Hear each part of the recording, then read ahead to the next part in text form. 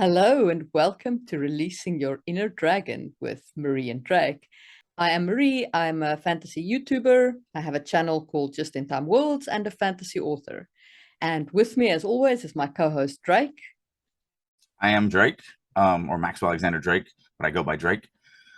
I'm an award-winning author. I was the former lead fiction writer for Sony's What's Next. I'm writing for a video game now. I've done pretty much every medium that there is, everything from movies to TVs to stage plays to graphic novels to tabletop games. There's almost, I don't think there's a single medium that I haven't written in that's at least related to fantasy. And I teach writing all over the world. So today we are going to talk about writing character relationships, the various kinds of character relationships that you can write and what to think about and word choices. We're also going to have another trope talk. We're going to talk about the Insta Love trope, so stay tuned for that. But before we get into that, if you want to help us out here, if you want to make sure we keep creating this stuff, please do hit the subscribe button if you're on YouTube, or add us to your favorites if you're listening to us on the podcast. And like us, share us, leave a review, drop a comment, do something to help the algorithm know that you're finding value in this content, so that our machine overlords can know that they should spread this content to other viewers. Really, if you're enjoying this, why are you being selfish? Why aren't you sharing this with your friends? Like, what kind of person are you? That's just wrong. So let's talk about the Insta Love trope. So first, the Insta Love trope is basically two people meet and they immediately fall in love. And, you know, that love becomes obviously central to their lives and central to their romantic connection to each other. What are your feelings on the Insta Love trope, Drake? So first of all, from a story standpoint, the reason why it is a trope is because it works really, really well. We have a very condensed amount of time to pull something off. The story of me and my wife. How we met was because I was trying to help my best friend date her. I was Casanova. And I tried for a year to get my friend somewhere in the realm of dating her. And when he finally dropped out of the picture, I had done so much that I was literally, the three of us were doing things every week because I was trying that hard to get them together. So every Sunday they would both show up at my place and the three of us would go do something. And I'm constantly trying to whatever. And so one Sunday he didn't show up. The next Sunday he didn't show up. The next Sunday, but she's always showing up still because this was the way it was. And by that point, this is a year later, we're really good friends. And so, you know, because of my honor, I don't see her as anything but a eunuch. And so I talked to him. I'm like, dude, you know, she's still coming to my place every week. What are you doing? He's like, oh, yeah, it's not going to happen. I'm not even interested. Like, but that's a year long getting to know her as a friend, because again, the way my honor works is if you are the wife, the girlfriend, even the interest of somebody that I care about, you are not on my radar. You do not exist as a opposite sex person to me. You are just another thing. You know, and I don't mean it like that. I mean like another dude, if you want to say it like that. There's nothing. And so it's funny because after our first date night, she came over for pizza one night and she never left. 25 years later, she still is here. So it was really good pizza, I guess. But that next morning I was like, you know, the only problem I have is this whole situation with my friend. And she's like, what situation? I'm like, the fact that he's been trying to date you for a year. And she was like, what? No, he hasn't. I'm like, didn't he say this? Didn't he do this? Didn't he? Like all the advice that I gave him. And she's like, no, had no idea. Never even knew he even had any interest in me. And I'm like, oh, that jerk. But 25 years later, we're still together and we have 2 kids and it's all amazing. But that's I mean, that's more realistic. Now, she's not my first wife. So me and my first wife, we did kind of meet that way. And she was this gorgeous little Southern belle, blonde headed, curly hair, petite, you know, nice little Southern belle bod to her. And it didn't take long, but we were married. I don't remember, but I'm pretty sure we were married fairly quickly after that first time we met. But again, she's my first wife. And so that's another reality that I think about with the Insta Love. And rarely do they actually say that in stories. There's one thing that always impressed me in Speed. They actually go down this path because Keanu Reeves and Sandra Bullock are like, at the end of it, they've gone through this traumatic thing. And I don't remember which character says it, but one of them says, you know, people who start a relationship after this, it never works out. And so I thought it was really nice that they acknowledged a little bit of realism there, that it wasn't just this, we met on this bus that was going to explode and now we're going to be married forever. It's going to be awesome. Like, we don't know anything about each other. We have no idea if like I could be a devout Christian and you could be a devout, Satanist. What was really funny about Speed specifically was Speed 2. There was only one of the, I can't remember which one of the two of them, but there was only one of the two of them. And it was obvious that no, in fact, they hadn't lost. Yeah. So getting back to my original thing, it is a limited medium. And also it's especially, this is overused in my opinion in romance. But romance in and of itself is fantasy fulfillment for the reader, period. Like, especially like erotica. Erotica is just about making you feel gushy inside. You don't care about the characters. You don't care about the relationship. You don't care about the world. You don't care about anything. It's why, I've said this when I speak at romance conferences. I've said that romance writers are the most forgiving readers that exist on the planet. You could literally not even write English, and they're like, but I felt gushy inside, so I'm good. You're fine. I don't care that you don't even know what an adverb is. Like, doesn't even matter to me. And then you flip over to my genre, with epic fantasy, and like, you missed a comma, we will burn your house down. And it's like, damn, guys, take it easy. So it's a different fan base. And so the Insta Love, when you have a fan base that is the most forgiving fan base, they don't care about the realism. They don't care about, they want, I'm being general here. Don't send me hate mail and say, I am a romance reader and I absolutely love realism. Great. Yes, you do. I'm not saying that everybody, but as a genre of readers, they are the most forgiving when it comes to writing mistakes, plot mistakes, stuff like that. And also it's a genre of fantasy fulfillment. And everyone fantasizes about walking into that building, store, concert, whatever, locking eyes with someone across the room, knowing they're your soulmate, and then having that courtship, getting together, and then just living happily ever after. I will say that, like, what I really appreciated about Frozen, the first Frozen, was the way that they called out like how ridiculous it is that the prince, like, Anna meets the dude, I forget what his name was, Hans, whatever, the prince. And Elsa's like, you can't marry him. You've just met him. What is, wrong with you? So I really did appreciate that, because I'm not a huge fan of the Insta Love trope in general. It always feels to me like, yes, people do fall in love like that, but how many of those relationships last? Now, in defense of Insta Love, my sister met her husband like that. And they were dating the next day after meeting. They were married within a year of meeting each other. And I think they're celebrating their 40th anniversary or some such, like, really big amount. Maybe not 40th, 30th maybe, anniversary fairly soon. Yeah, impressive. So and they have 2 boys. They have a great relationship. They've got a fantastic family. So it's not completely unrealistic to say Insta Love can't work. I have an example in my family.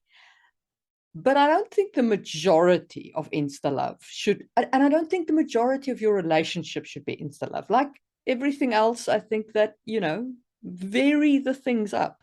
Sometimes with like you, it's a friendship.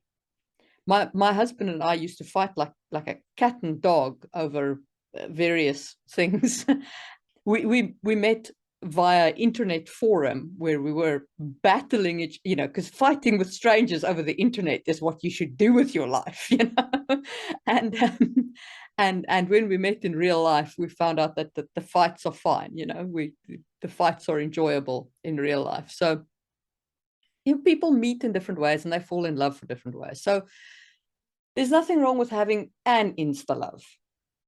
Just don't have all Insta Loves. Right. Again, it depends on the story that you're telling. It depends on the genre that you're in. It depends on whatever. And it's also a trope. One of the reasons why we talk about tropes all the time is it's not that we're saying don't use these tropes. It's that we're saying know that they exist, and then maybe it works that you actually use them. But one of the things that I use tropes for is to basically paint a picture for my readers where they go, oh, I've seen this before, I'm very comfortable with this. And then it just takes a left turn at Albuquerque and they're like, wait, where did that come from? I thought I was on a road and now I'm free falling. And so I love painting. I love, what I call it is, I love taking advantage of a reader's preconceived notion. And so as the ultimate fantasy fan, I know what my fantasy readers are going to think if I do X or if I do Y. And so I will do X knowing that they're going to go, oh, okay, this is comfortable. This is cool. I've read this before. This is great. And then literally just take it in a different direction. They're like, oh, I did not see that coming. And so, the Insta Love is kind of the same thing. It is silly in my mind to do it. And maybe it's just because of my background. I had the one Insta Love that failed miserably. To even go even further, I don't remember when we met. It was sometime in the spring. But I do know that our first date was March 8th. I proposed to her on March 8th. And we got married on March 8th. Because I'm the romantic. And also I'm lazy. So I always know all those dates because they're all the same date. They're just different years, but they were each 1 year apart. So, we were friends for a year, we dated for a year, we were engaged for a year. So a lot of time to get to know each other and make sure that this is where I wanted to go. Because I don't want to make another mistake, wasn't anything I was interested in. So yeah, it just depends on the type of character. And I like, relationships that take longer. I think it has more satisfying to the reader. Now, of course, I write things that are 1.5 to 3 million words long. So I've got a lot of time to develop a relationship, as opposed to when I'm writing one of my romance novels, which is 80,000 words long, start to finish and done. I will say with the Insta Love trope as well, like if you want to make it feel realistic, it's absolutely fine that they fall into Insta Love. But they should still experience ups and downs of the relationship. Because sure, they've fallen in love. That doesn't mean that all the problems of the relationship has, gone away. Like, that doesn't mean they're never going to fight. And that's the part that I find both unrealistic and makes me want to throttle the author.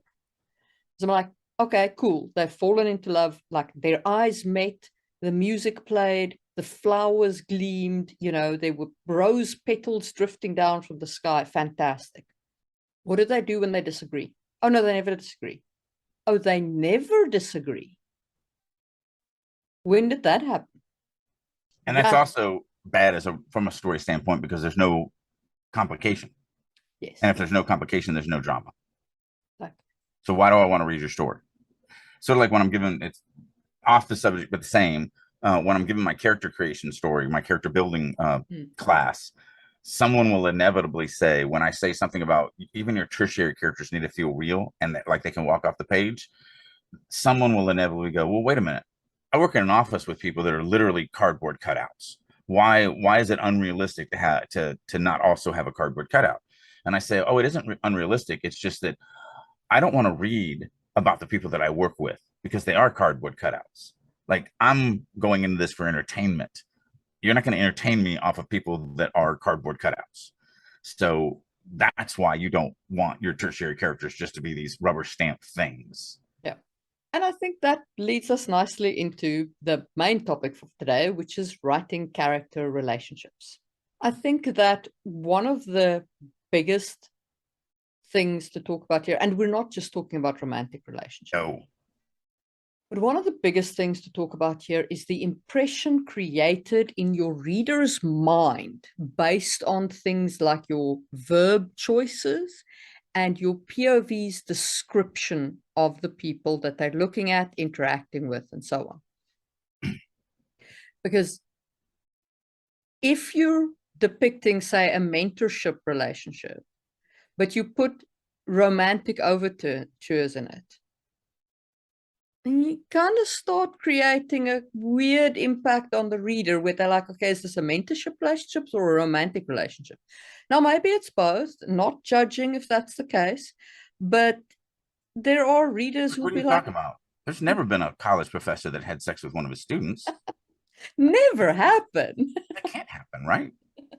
And if it did, they always turn out great. Always. The guy's wife completely understands. She's now in her late 40s. The other chick is 21. I mean, you get it. It's just a replacement. And We replace our cars too. Like, it's not a big deal. It always works out well for everybody. Everybody Right. It's great work. Yeah. Yeah. The point is that you want to know how you're depicting relationships. And you actually, Drake, you have a great story about this. So yeah. So this was early on in my private group. I had a girl that was writing this fantasy thing that she brought to group, and she just read the opening chapter, which is this brother sister. The sister is the POV character, and this is brother sister. They're out on the farm. They're doing their farming stuff. And after she finished reading, the way I run my writers group is I go last. So we go around the room and everybody, we do an overall where everybody says, overall, this is something I think you did wrong overall, or this is something I think you did right overall. And then once we go around the room for that, then we go into the line edits, and we go page by page. So page 1, everybody talks, page 2, so on and so forth. So on the overall, everybody's like, oh, this, that, and the other thing. And it got to me, and nobody had said this, because that's why I go last, is I'm kind of the catch-all. Anything you guys miss, I'm going to throw out.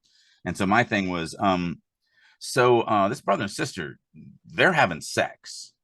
And the author was just mortified that I said that. But all the other people in the group, all 4 of the others were like, oh, thank you for saying that. Because yes, 100% they're having sex. I just didn't want to say it. And of course, the author was like, no, they're not. And I'm like, yes, they are. This is not friendly brother-sister banter between these two. This is sexually charged. I'm going to stick it inside of you when we get home tonight, sis. Banter. And so, yeah, and it was the words that she used, and kind of the different things of the sideways glances and the little, just all those little things. I can't think of what it is because it was years ago, but it was all those things that make you go, oh, there's something, because again, we write for subtext. We're always writing for something. We talked about that in the world building podcast that we were talking about, where you can just flat out, go through and explain world building, or you can actually use some things where the reader is inferring stuff based off of the way you're saying and the way you're creating the sentences, the word choices that you're using.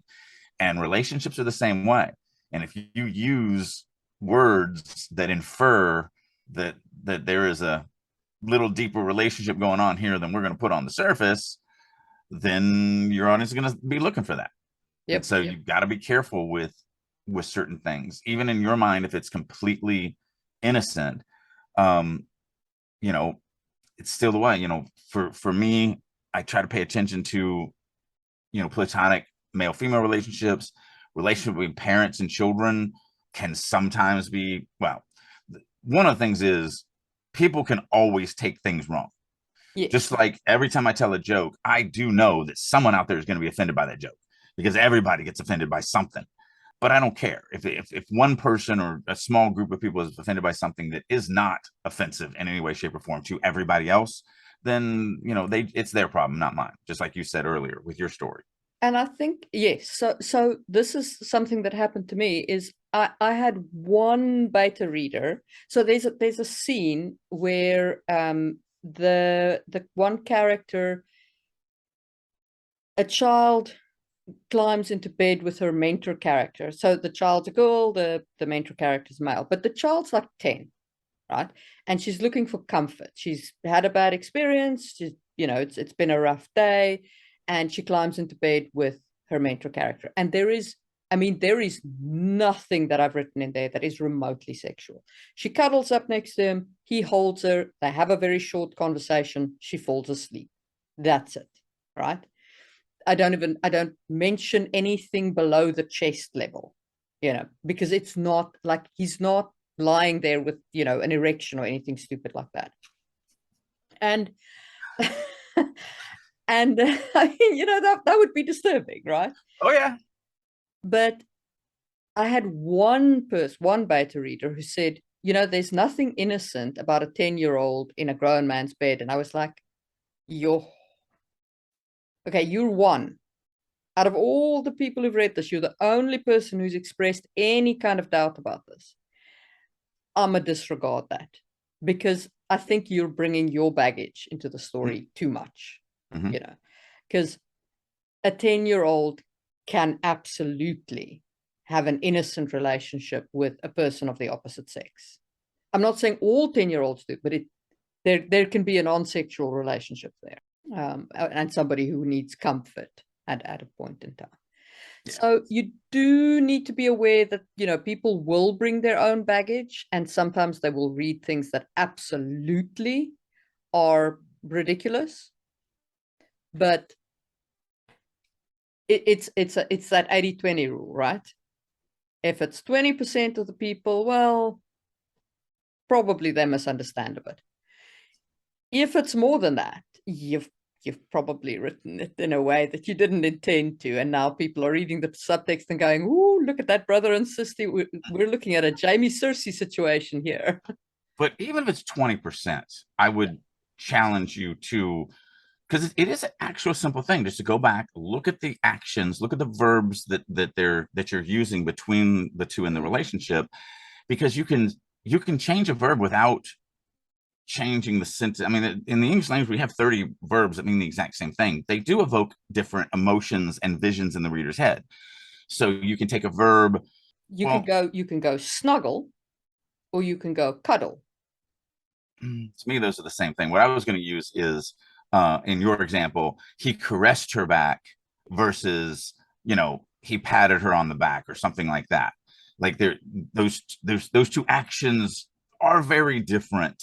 Yes. So that's what you can do, is you can go, okay, did I do anything that could I tone down some of these actions? You know, in like, I always talk about, even in something like describing a kiss, right? So his cool lips touched her forehead. Okay? Describes a very kind of chaste kiss. His breath caressed her skin as his lips gently slid over this, you know, her forehead. Like, these two things describe a very different kiss. Right. It's the same action, but it's a different it's a different feeling that's evoked. And you have to look at subtext, you know, because first of all, every writer should be pushing themselves to try and write subtext. And subtext is actually very, very, very difficult. It's so difficult. It's one of the only topics that I've said I'm going to create a class on that I still have yet to create a class on it, because it is very esoteric and it is very complicated. But I'm working on it. It's something I've been working on for about 8 years now, to kind of come up with a really good way to explain subtext in a 45-minute class. Haven't gotten there yet, but I'm working on it. But you do, not only do you want to have subtext, it actually helps you write. What you're doing with subtext is you're using 10 words or whatever. I'm just pulling an arbitrary number, using 10 words to tell what 50 words would be needed to tell. Like, you're really helping yourself if you really become good at subtext and learning how to use that subtext. But this may be the only time that I ever say toning down might be the appropriate thing. Because, you know, for me, I'm always looking at going for 11. You know, how can we make it worse? How can we make it more violent? How can we make it more emotional? How can we make it more painful? How can we make it more pleasurable? How can we make it more, you know, it's drama. But there are some cases, like a 10-year-old girl snuggling up to a 35-year-old man who is not a blood relative, and they're in a bed. You know, if it is a completely platonic relationship and he just loves her like a daughter and would never even consider, I mean, it didn't even come in, it's not even, he didn't even consider whether he would consider doing something. It was not something that would occur to him. No, it's, you know, and for parents out there that know what it's like, you just don't even, it's just the way it is. And I laughed earlier. I laughed because I think you didn't, when you were talking about the pitch in the tent. I laughed because at least once in my memory, but it might have even happened more than that, where me and the wife put the kids to bed. We're now having adult time in the bed, and then the little hand knocks on the door. I had a nightmare, and it's like, okay, come cuddle. And it was always me, because like I said, I'm the romantic in our relationship, and so now I've got a child in the bed with me, and I'm still kind of, you know. Well, I mean, we only finished, we didn't even finish yet. We were halfway through, and it's like, that was 5 seconds ago. It takes a little longer for things to you know, kind of calm down. And so I'm trying to position myself in a weird way. And so that's why I laugh, because that vision popped into my head. And if there are any parents out there, you know, it might have happened to you too. But there's nothing sexual about it. It's just embarrassing as hell. And you want to keep the child as innocent as possible, in my opinion. So yeah, that made me laugh, because weird things happen. You know, you're a family and people need comfort at different times and Mm. not always at the most appropriate time for you. But still, yeah, like you do want to look at this. If somebody does, even if only one person told me that, I would go back and just really focus in on the actions and how I describe them to with the eye of, is there subtext? Because sometimes you write something that has subtext and you didn't realize it.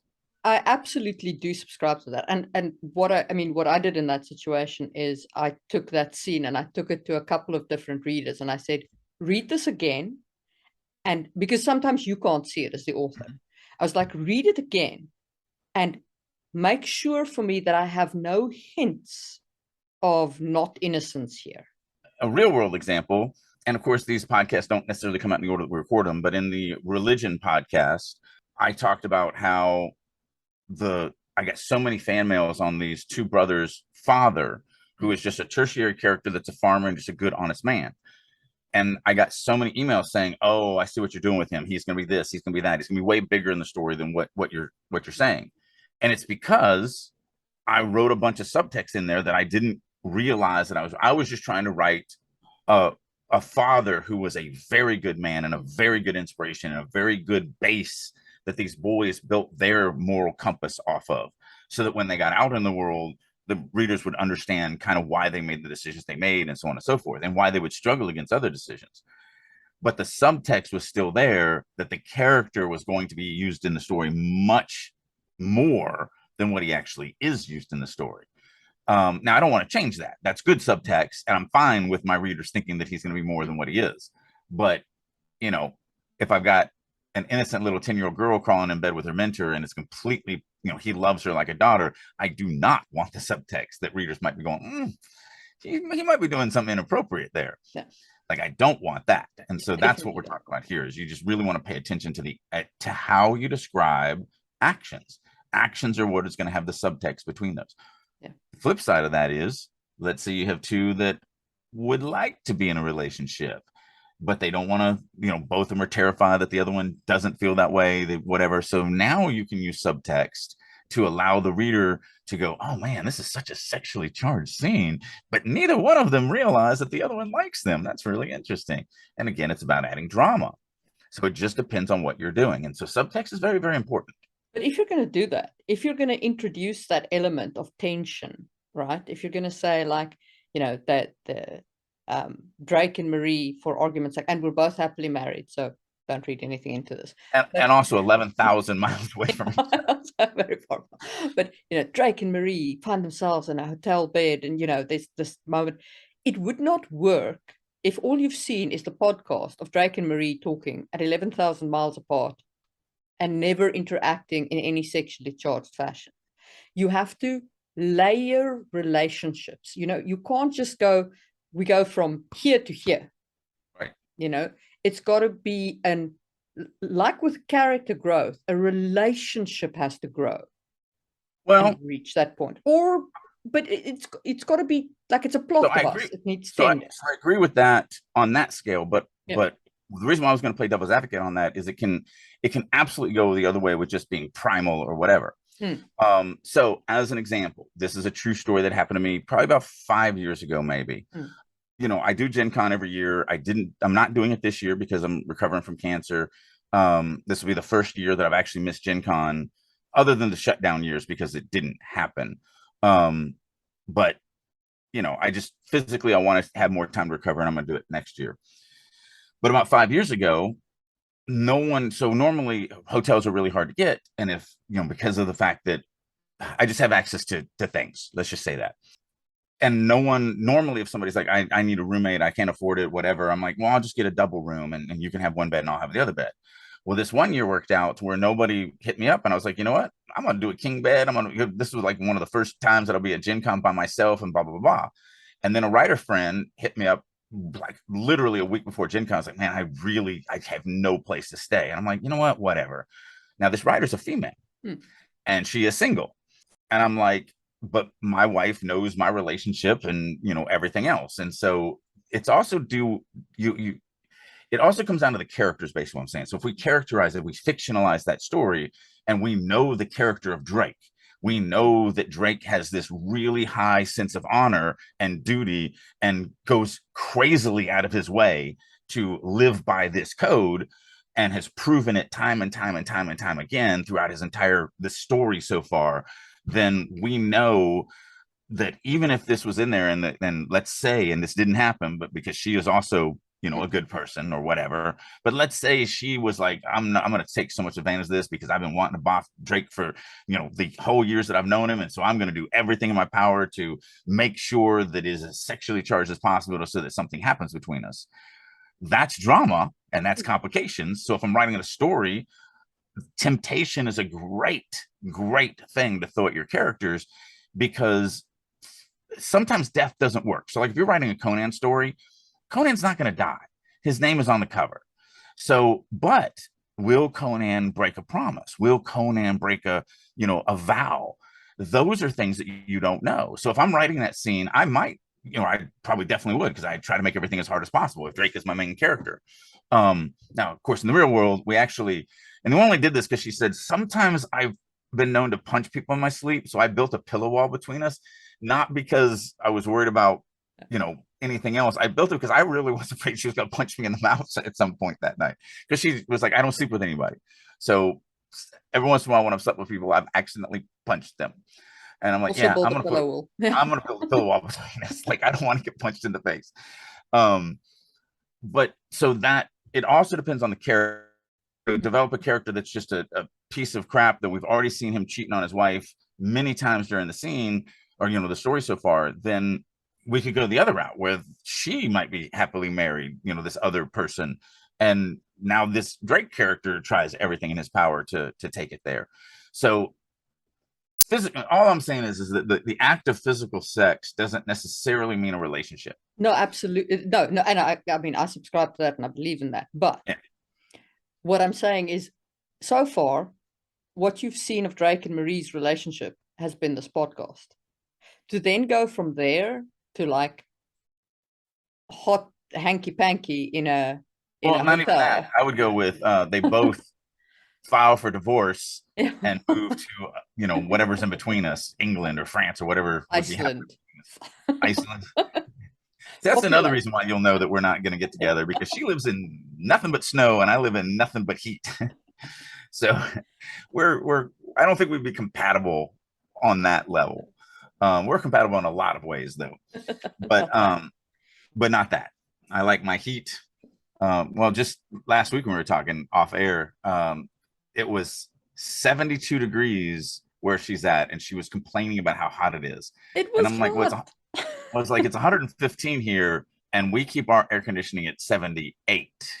So our air conditioning, where we're cool and comfortable and everything like that, is you know what, 6 degrees hotter than what she thinks is scorching hot.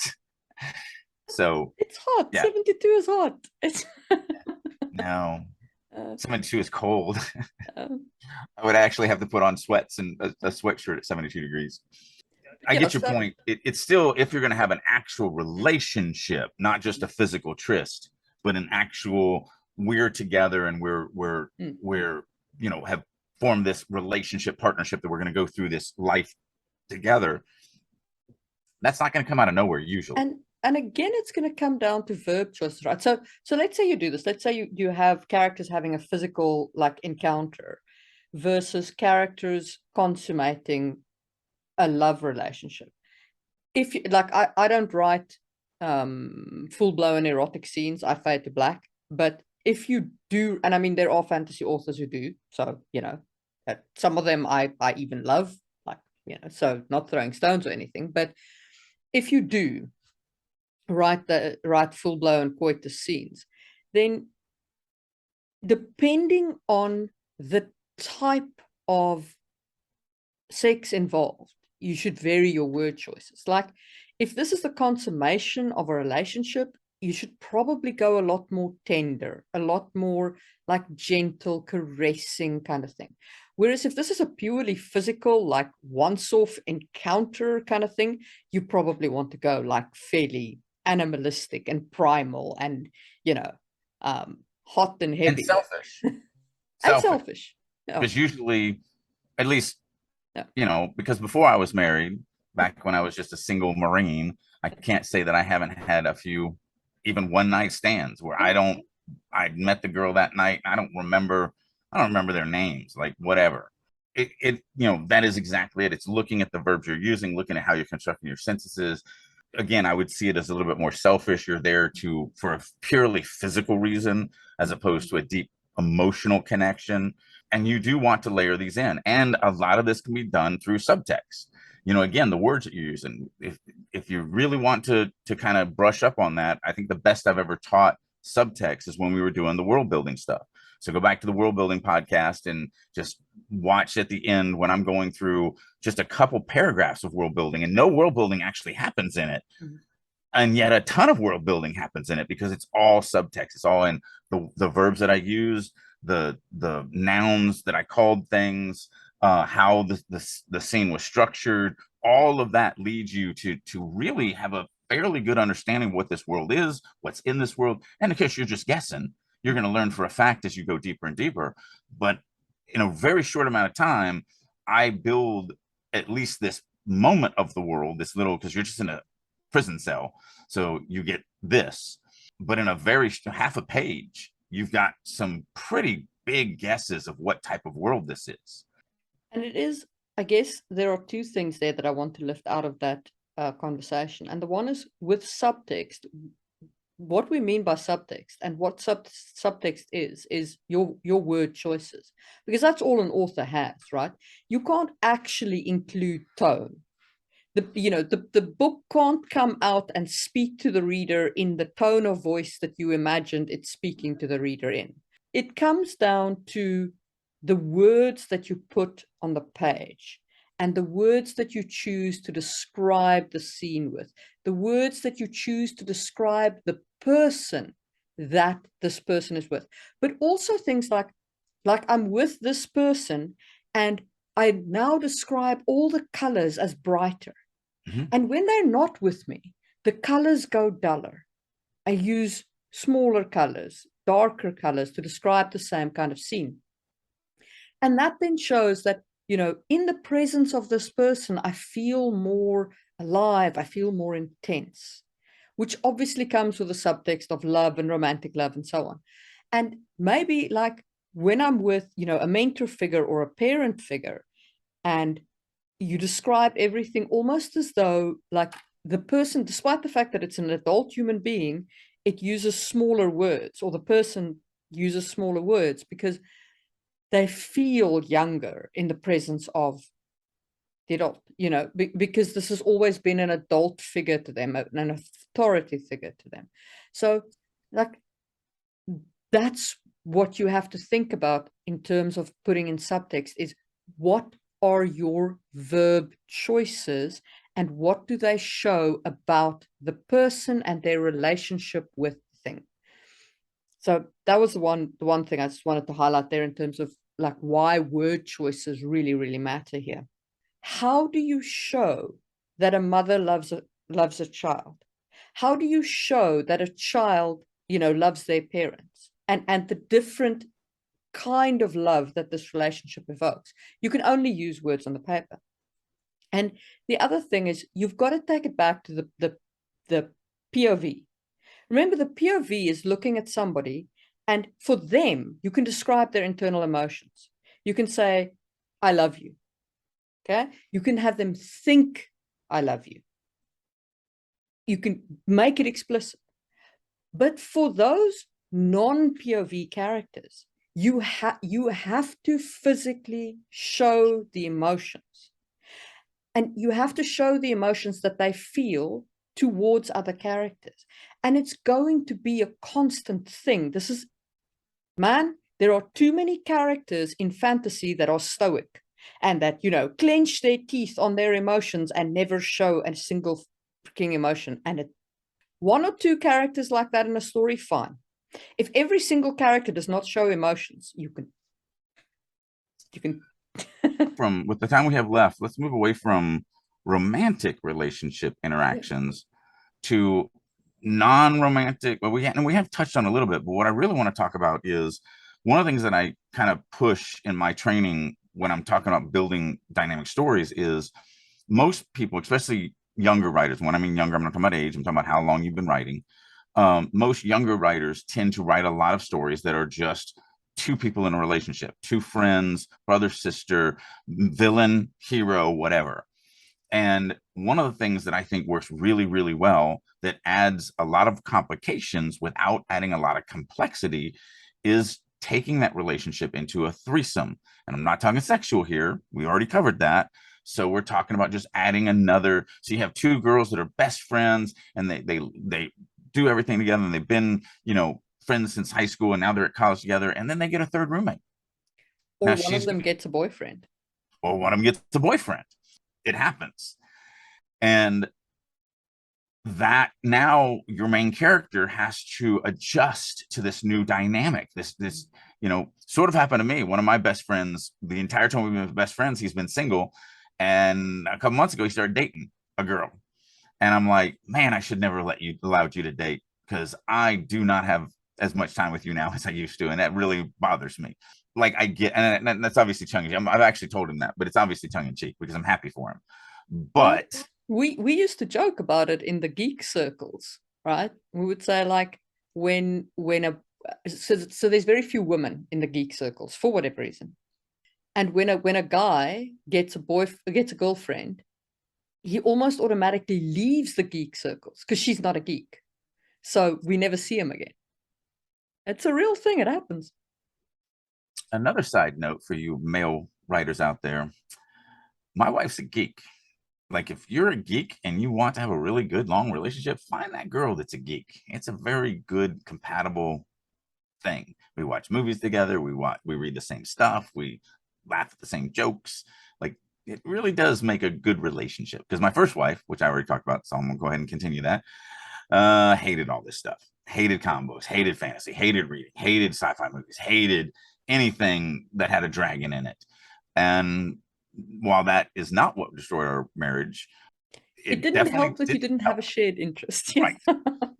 Because not the last D&D group, because she was too busy, but the D&D group before that I was in, she was also in. And that was a weird one, because it was actually it was 8 of us, and it was 4 couples, 4 married couples playing D&D together. That was an interesting group. Interesting dynamic. But anyway, so getting back to this, bringing in that third party to a relationship causes the relationship to have to adjust, to grow, to accommodate for this new variation that's coming in, this new variable that's different from what we are. And again, we're always looking for complications, and adding a third character doesn't add a lot of complexity. Everyone knows what a character is. Everyone knows, like, oh, these 2 college girls who are the inseparable are now getting a third roommate. Everybody knows what that is. It's not adding a lot of complexity, but complications, or same thing that you were just talking about, Marie. I'm now in this role-playing group, and we're all having really good time, and then John gets a girlfriend, and he was the only healer in the group, and now he's never showing up to any of our gaming sessions. He misses 50% of the sessions. Now what? That is a complication, especially if it's like not what I said, but what you said. I said he left. That's easy, because but what if he's coming 50% of the time and you like John? Now it's like, well, I don't want to kick him out. He's a friend, but like, it hurts us 50% of the time. And no one else likes to play a healer. We all hate healers. He was the only one. So yeah, it's like, that's now. And if we invite somebody else, how's he going to feel? And, is the group now going to be too big on the times when he does pitch up? Like, and also, is the new guy going to be compatible with everybody else? Is he going to be as cool as John was as a healer? Or is he going to be, because I've played this, is he going to be that healer? It's like, oh, you just got your arm bit off by a dragon. I can regenerate that for 10 gold. Yeah. Like, wait a minute, we're a party together. Like, yeah. Claire got to eat too. So, and you get all of that just off John getting a girlfriend. Right. And the best part is, you never have to show the girlfriend. Exactly. The girlfriend could not be in the story, or the boyfriend that, if in the case of these college girls, they could not be in the story entirely. It's just that now, 50% of the time, the character's missing. Yeah. They're just missing. Yeah. And so that's why I like moving from a bilateral relationship to a trilateral relationship, because it does, for very little complexity, it adds a bunch of complications depending on how you use it. I mean, obviously, I could also write John getting a girlfriend and she's a huge geek and loves D&D and also loves to play a character that we don't have and just fits in perfectly and literally everybody loves her and she causes no issues and she's one of the, yeah, sure, okay, great, she's a Mary Sue. Why would I want to do that? There's no complications there. There's no complications there. That's no fun. Yeah, no, I'm not adding that character. I mean, I would love to add that character to my actual role-playing group. What if she is a big D&D player, but she's one of those competitive players? So now she comes to the group and she doesn't work with anyone. She wants to beat you at the game that you're cooperatively playing. And she doesn't work with a group at all. And she's bringing like the whole, now what do? Do you kick, so you get a heap of complications out of it. Just well, that's the funny thing. So when I was talking about my best friend, it's actually my latest protege, one of the writers of the realm. And he started dating one of the girls who was in my private writing group. And happy for him. But I did tell her, I said, you do realize if you two break up, you're out of the writing group. I'm keeping him. I'm sorry. So like, that's in the real world situation, that's what I was presented with. And I'm like, well, I'm not getting rid of my protege. Like, plus we're writing 20 novels together. Like, that ain't happening. I'm sorry. People come and go out of my private writing group all the time. It'll just, if you guys break up, I'm kicking you out, because I don't want that weirdness, because he's at every one of my writers groups because he is my protege. She's in, I do one every other week, but for me, it's every week. And so I'm just like, I'm sorry, you'll just have to go find a different writers group. So yeah, but that's real world versus, But it is like, it applies, right? Because it does. When you introduce a new dynamic, when a relationship changes or grows or whatever, like a lot changes about your existing relationship. And that change is a growth arc. It's a growth of both the characters and their relationship.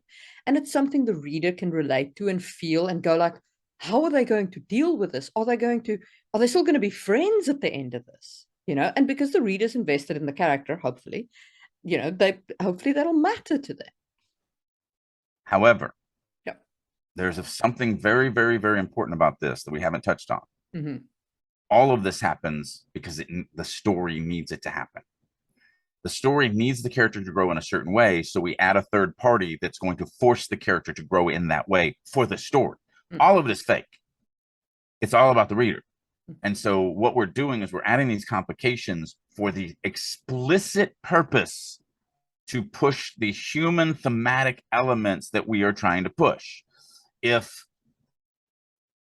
as good as it gets. So I'll give you an example, actually. Like, if you have a character who's getting married for politics and plots and whatever, and the whole thing was about him making peace with the fact that he's getting into an arranged marriage.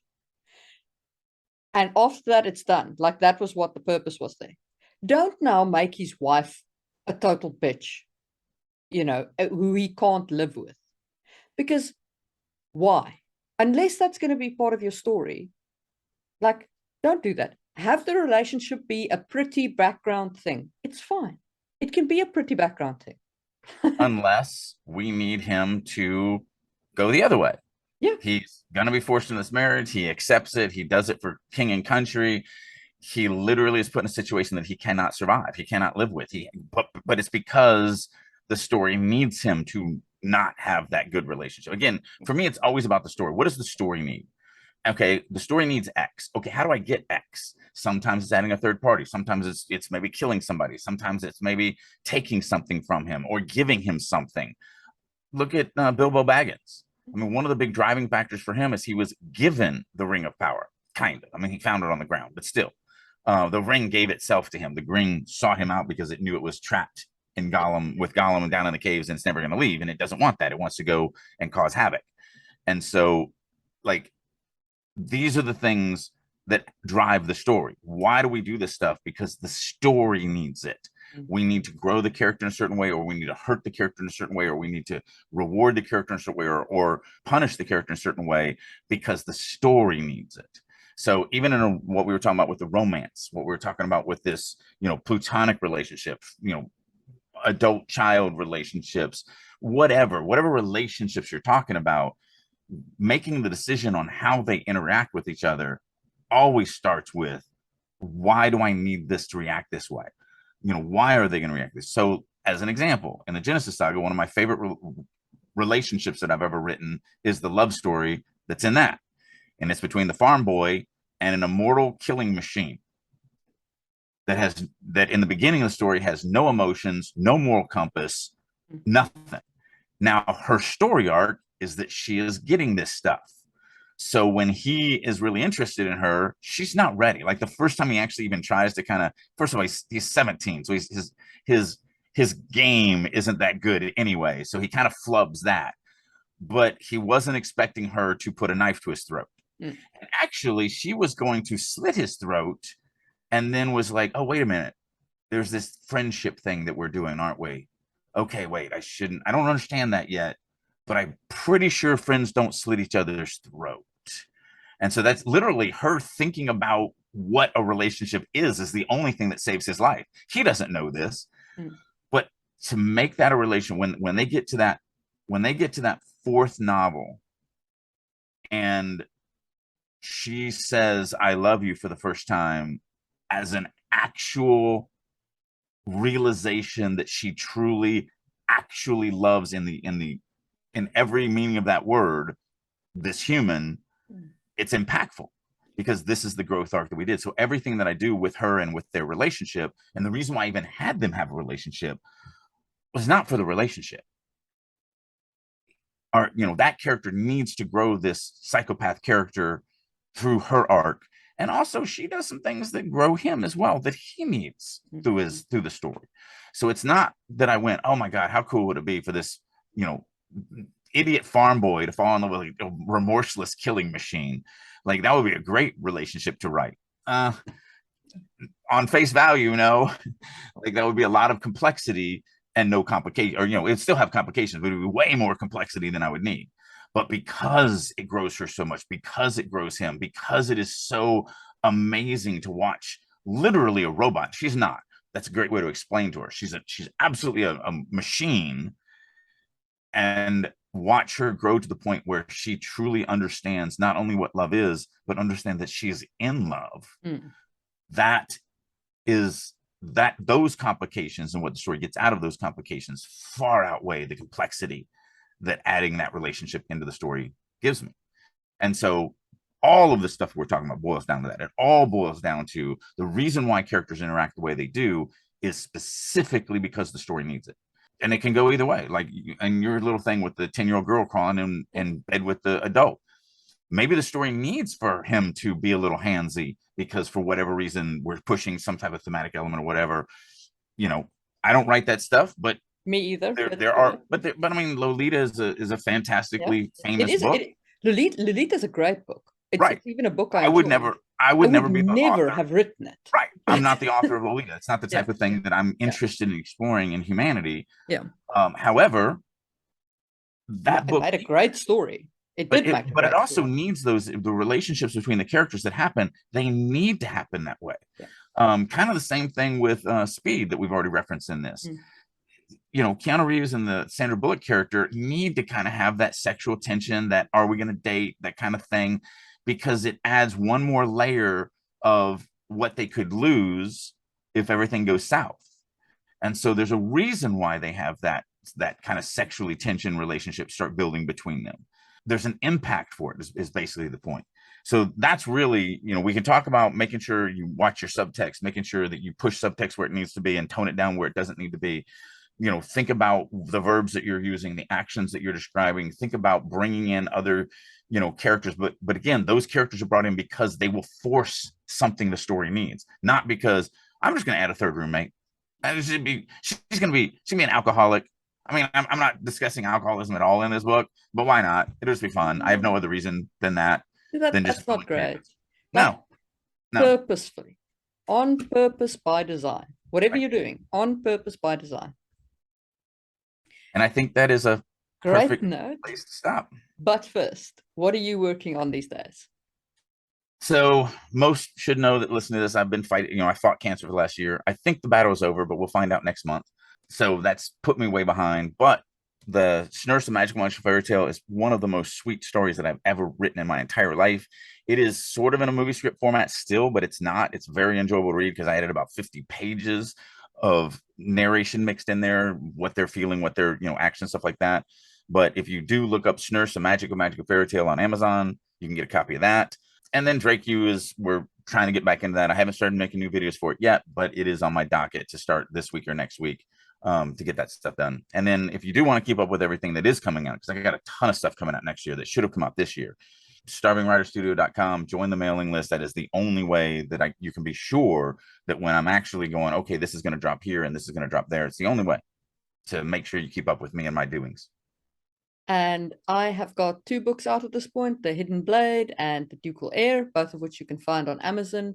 And of course, my YouTube channel, if you go watch the videos there, that'd be great. And we will see you soon for another episode. Bye.